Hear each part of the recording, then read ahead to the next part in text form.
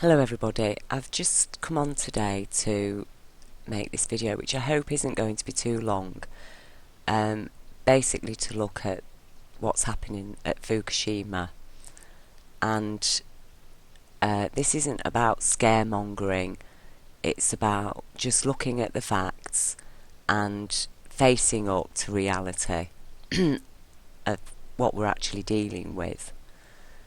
And this year, and this report is from August the 6th, from Energy News, which is a really good source of news on what's been happening at the Fukushima plant, and I do advise you to check their site regularly. And I will be leaving all the links to all the sites I take you onto today for you to have a look through for yourself. And they're now saying that most of the nuclear fuel had melted through reactor number 3 and continued down to bottom of outer containment vessel. So a new analysis of conditions inside the reactor made on the basis of the uncovered record, so this is a recently recovered record, led to the latest finding that the temperature in the reactor core reached the fuel's melting point of 2,200 centigrade at around 5:30 a.m. on March 13th, and that would have been 2011. So right from the start we were dealing with a level 7 event in reactor 3. They're not mentioning what's happened in reactors 1 and 2 because they don't actually know, and they don't even know where the fuel is in those reactors. So they're not talking about reactors 1 and 2 because they don't know. And the reason why they don't know is because the people and even robots can't get anywhere near to finding out, because their equipment just isn't capable of withstanding the levels of radiation that are being emitted.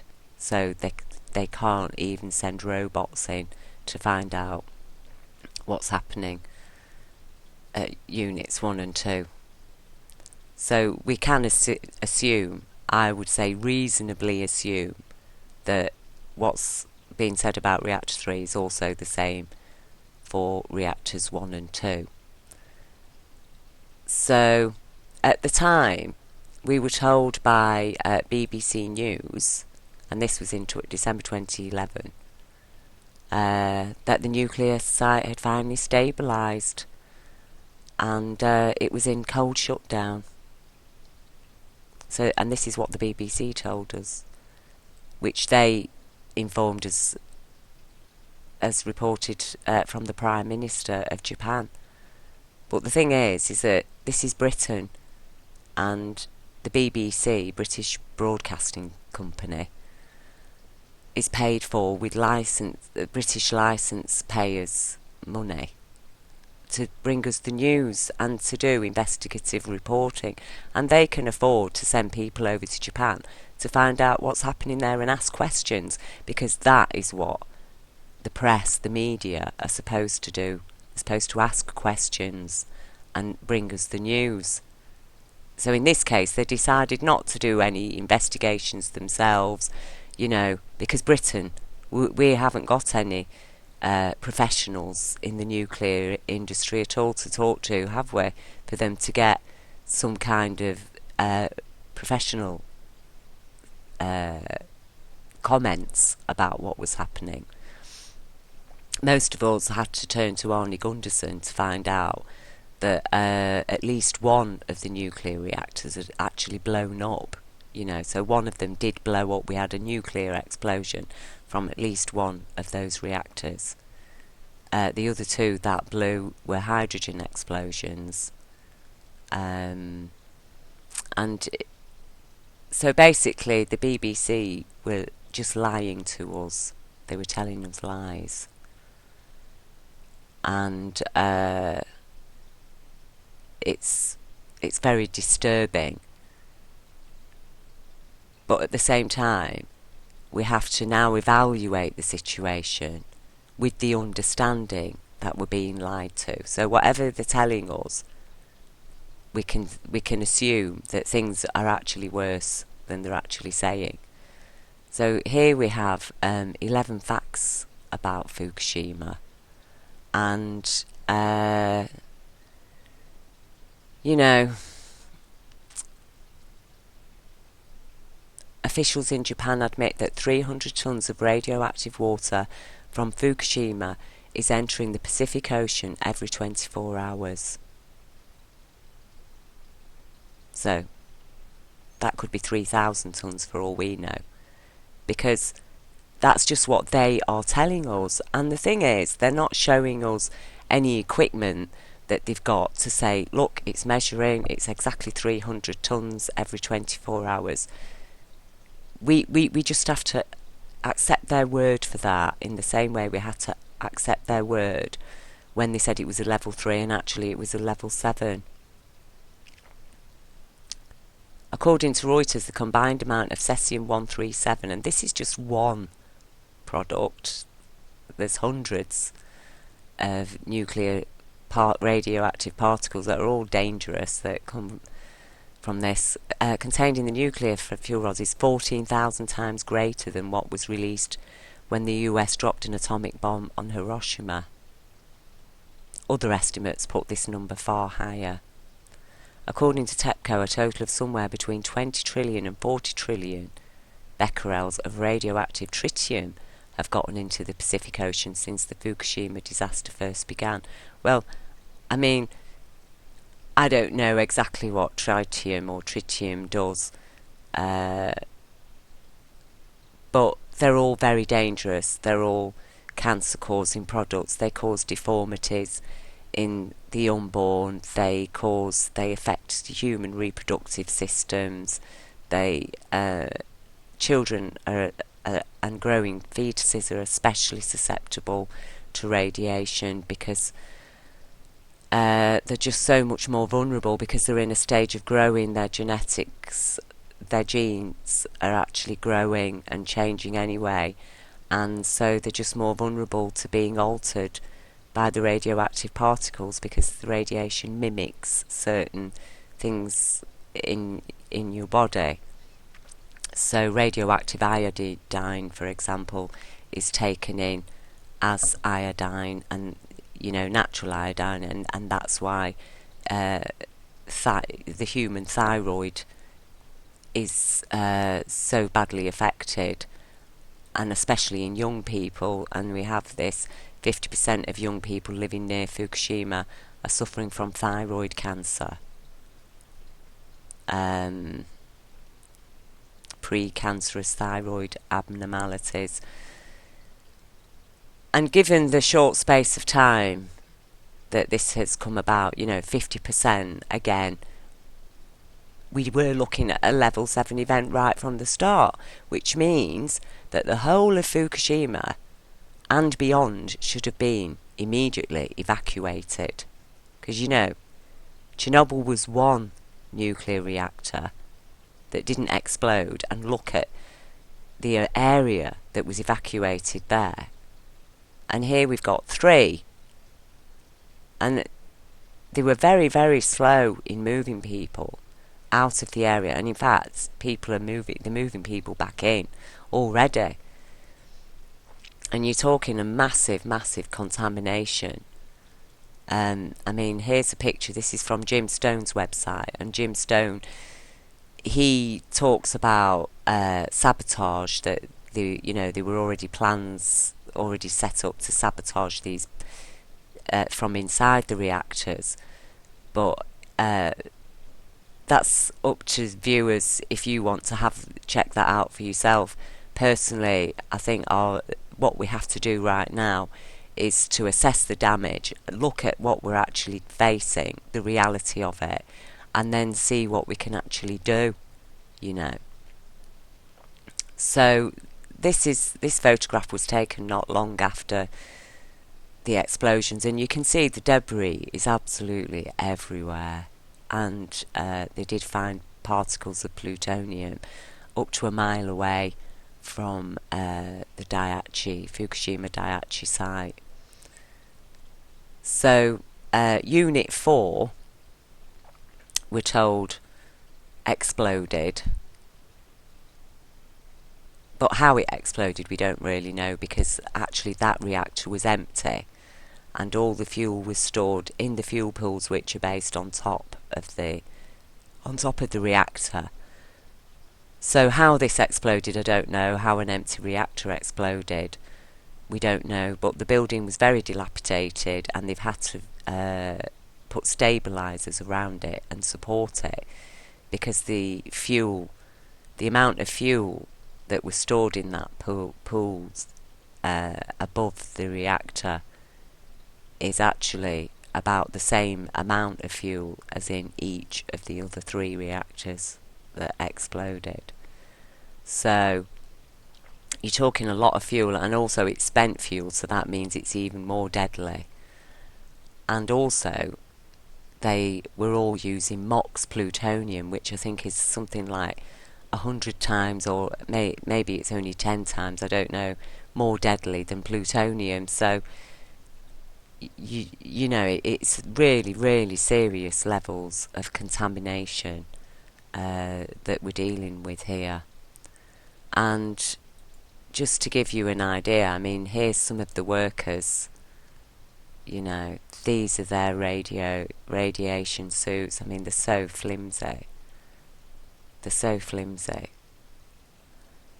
So, if I take you here,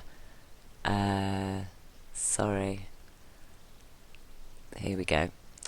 This was created in 2011 and it was showing us a dispersal of the radioactive material as it leaves Japan, and you can see it's spreading all over the northern hemisphere. It's going across Britain, Canada, America, you know.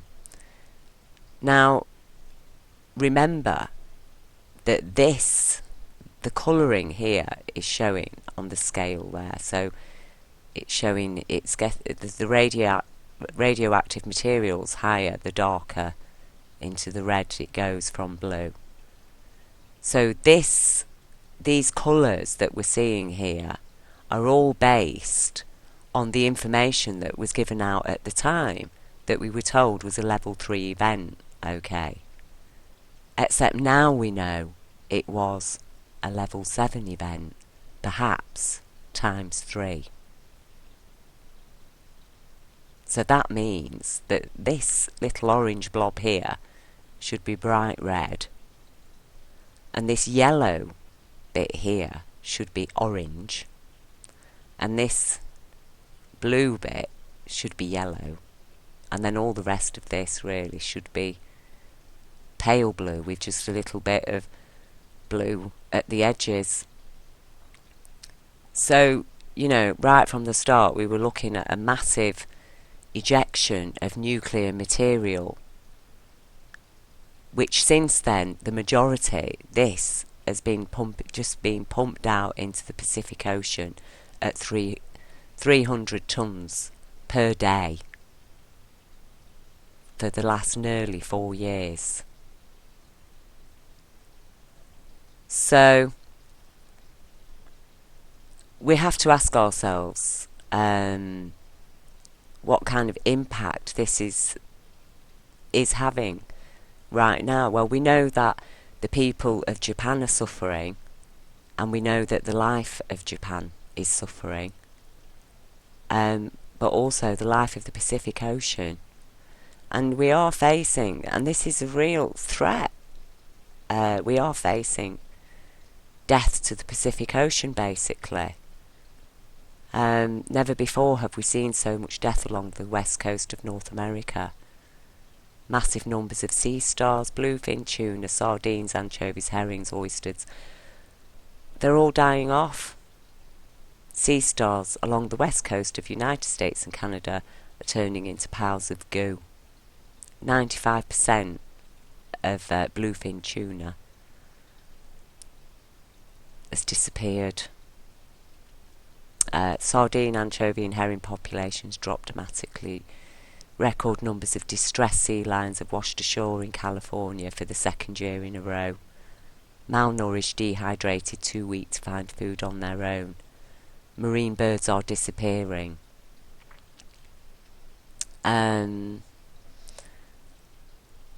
And this man here, Donna, he and his friend Terry,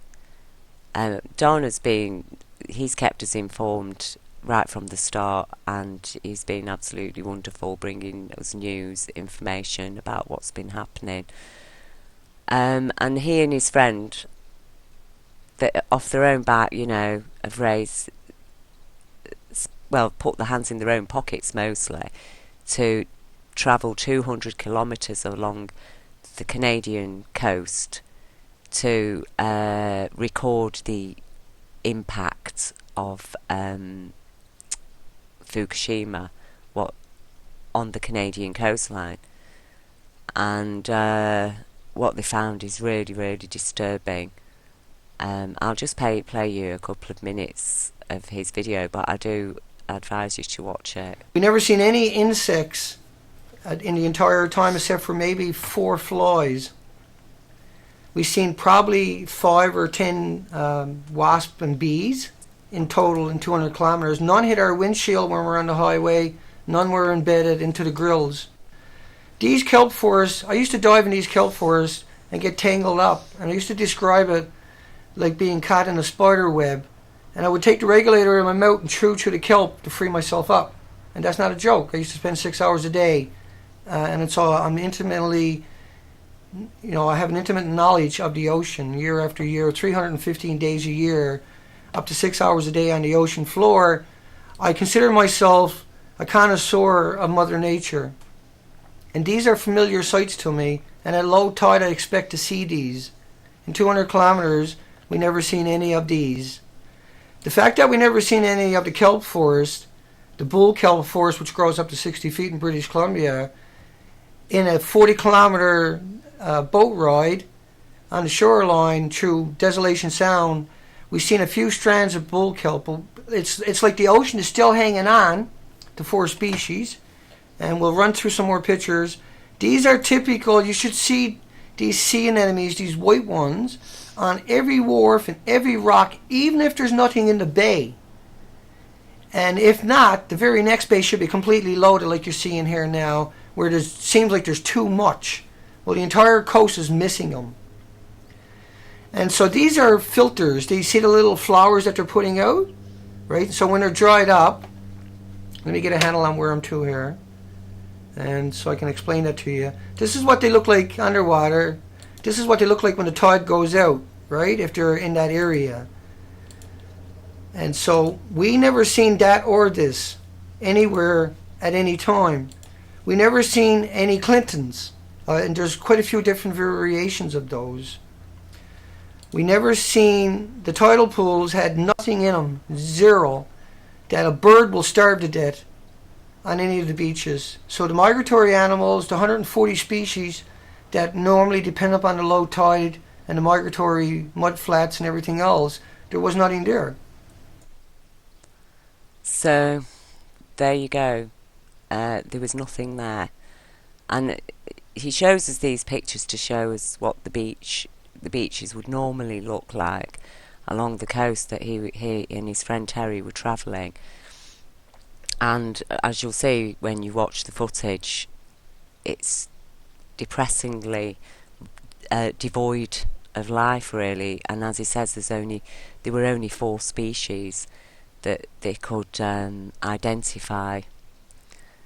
So, as I say, if we go back to 11 facts about Fukushima, I'll just play you this short extract of this video which is brought to us from RT News, which again, I must thank RT News because they have been absolutely fantastic, and they've kept us informed not just about Fukushima but many events and news events that's happened around the world. And I do advise people to check RT News daily for a definitely more balanced reporting of news. Watchdog at beyondnuclear.org is on the line with us. Kevin, welcome back to the program.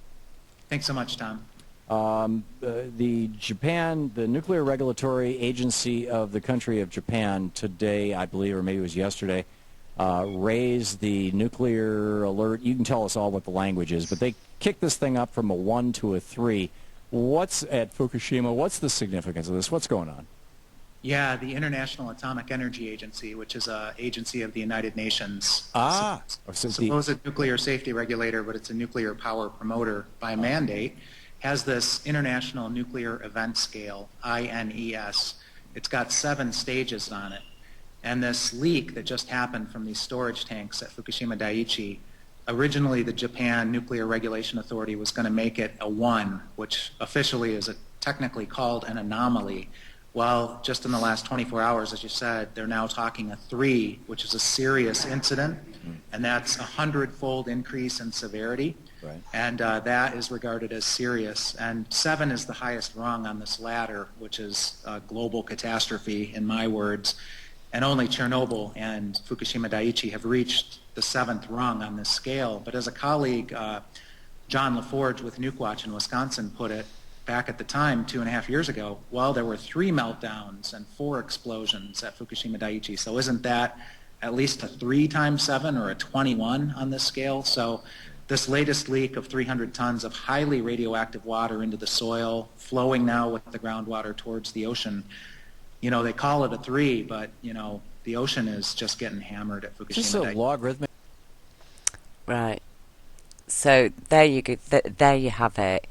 3 nuclear melt-throughs, 3 times 7, and just one incident of one lot of 300 tons of nuclear contaminated water flowing into the Pacific Ocean is described as a level 3 event. But actually, it's happening every 24 hours now. They've admitted that.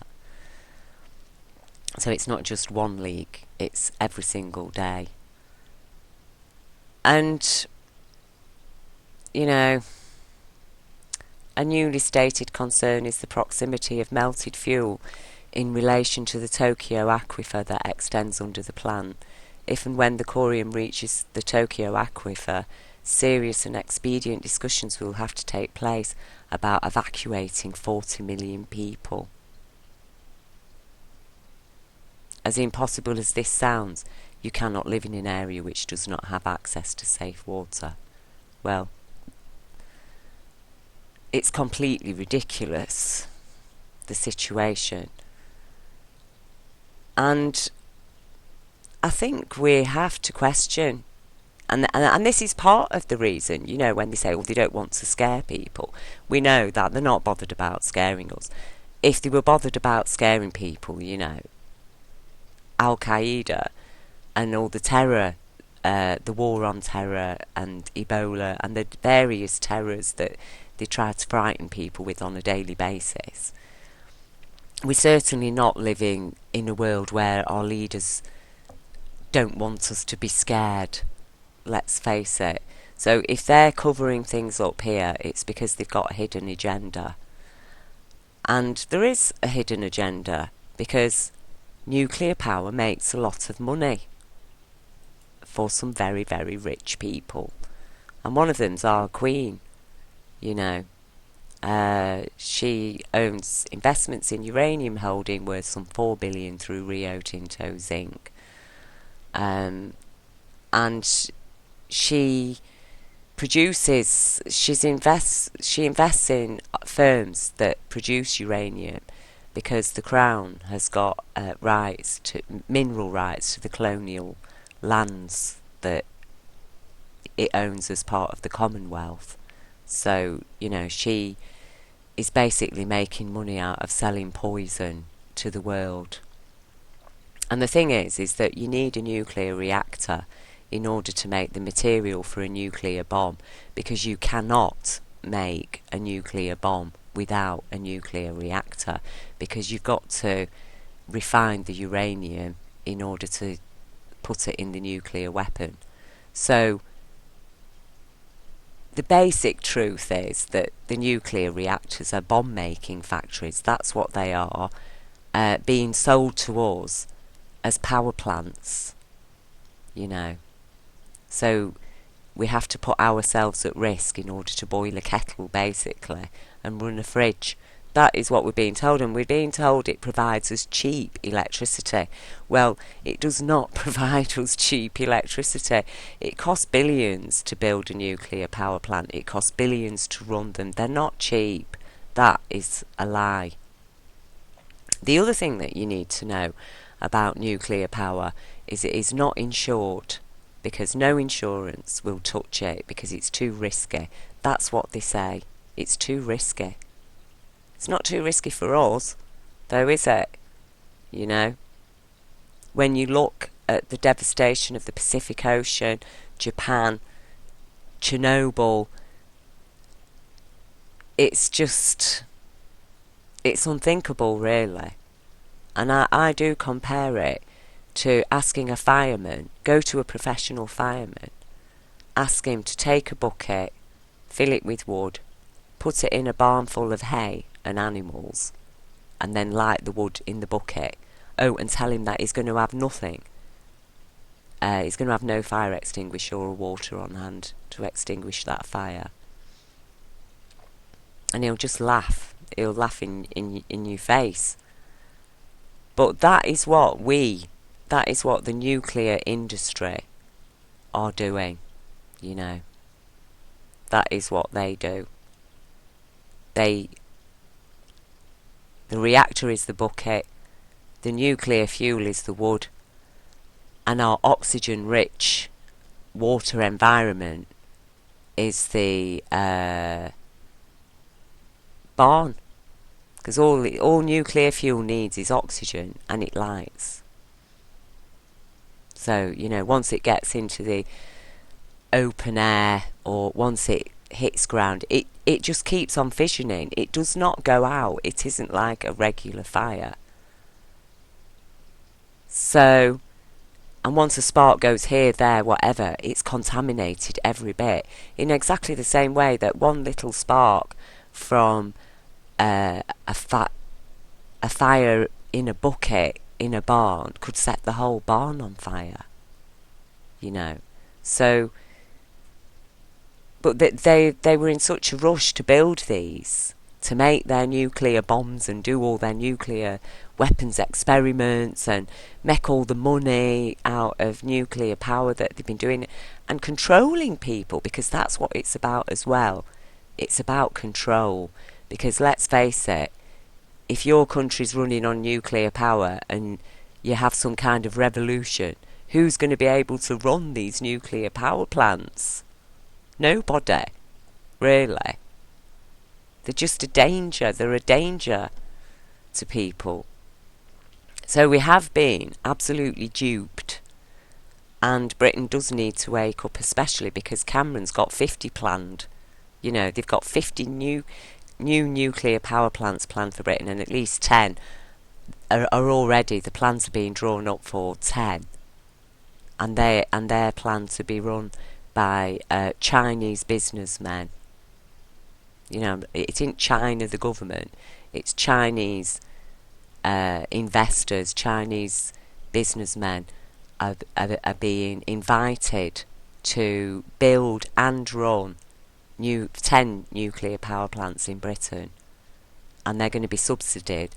We've been told up to now to the tune of £40 billion.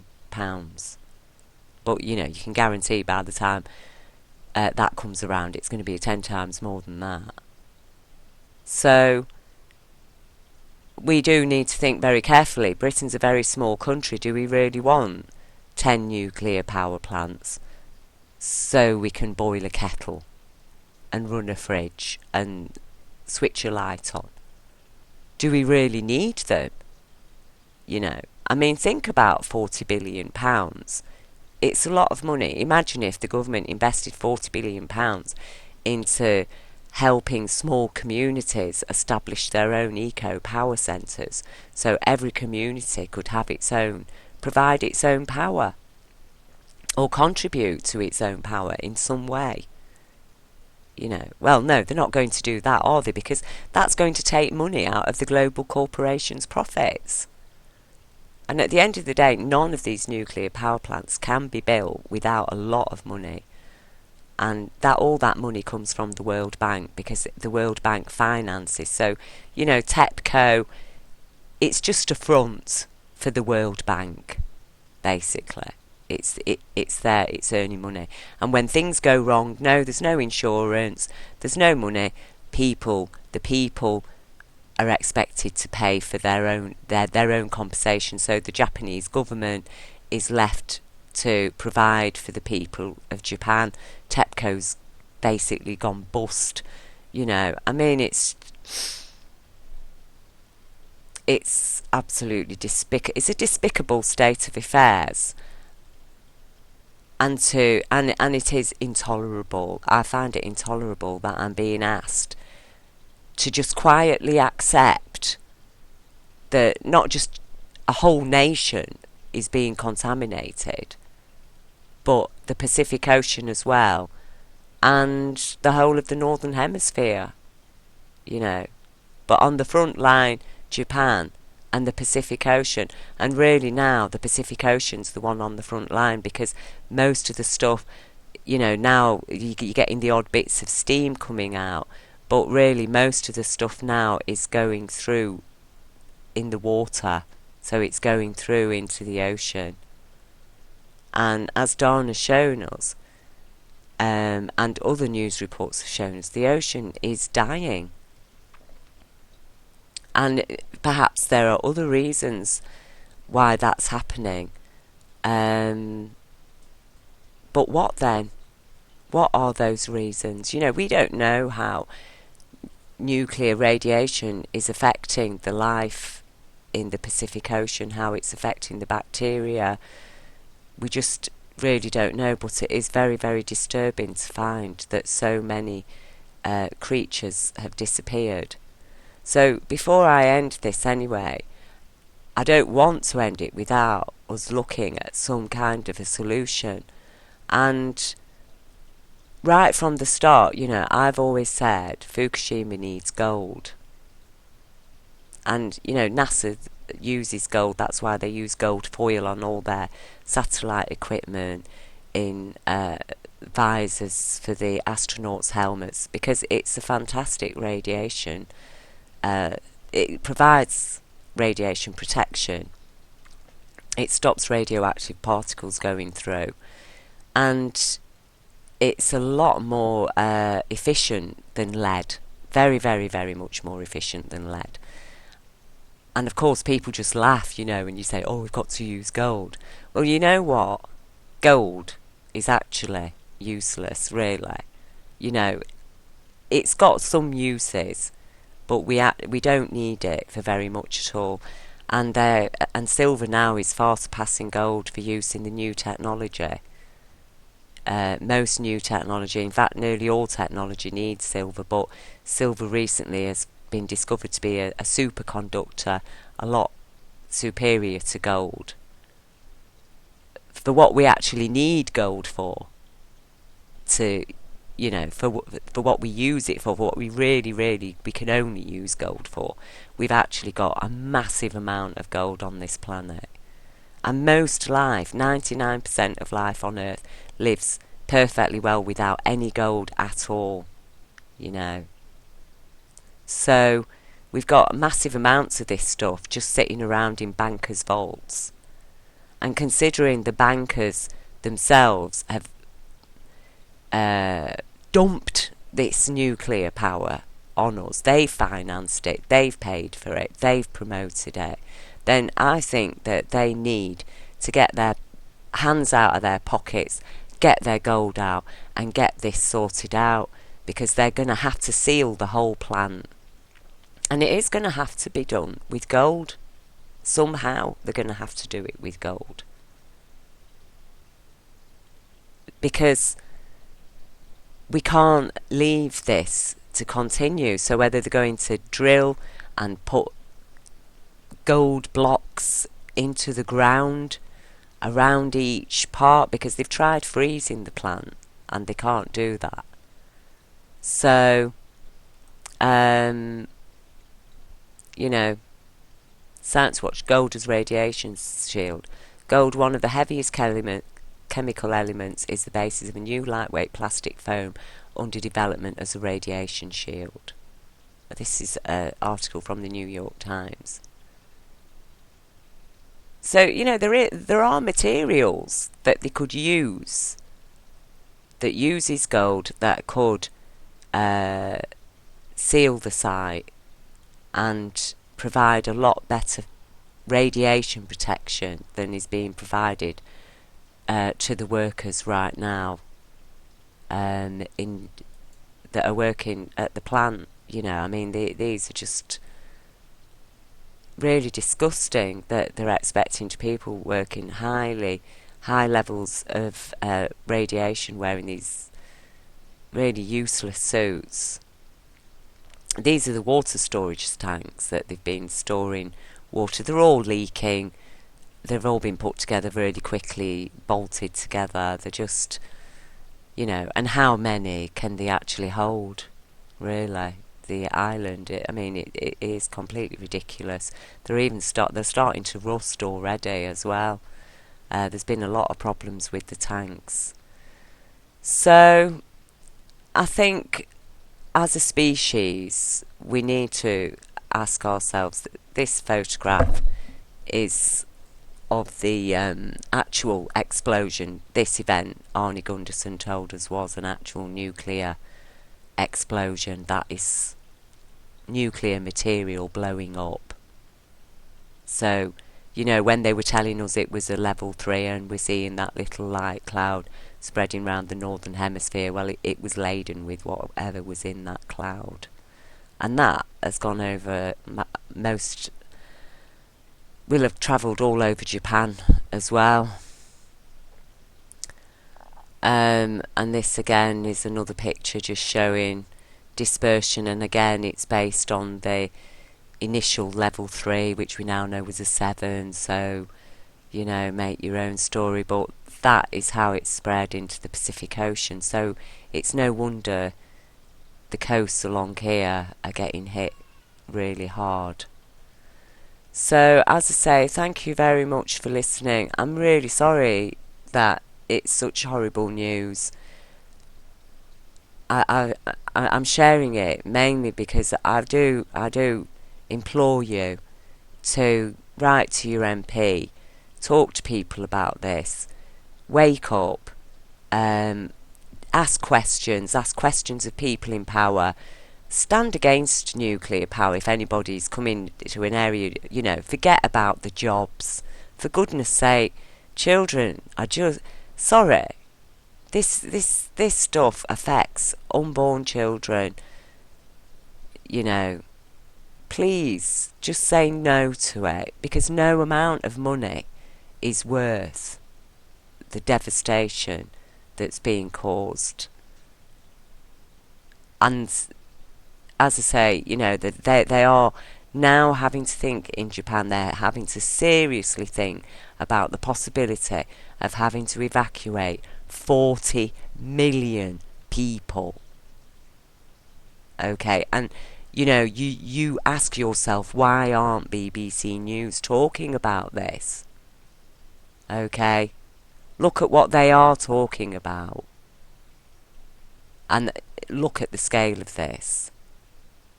So, you know, please wake up, please be aware, and please check the links, have a look at the links, watch Dana's video, and as I say, campaign very hard against. If anybody wants to build a nuclear power plant in your area, please just say no. Say no to it. That's all I can say.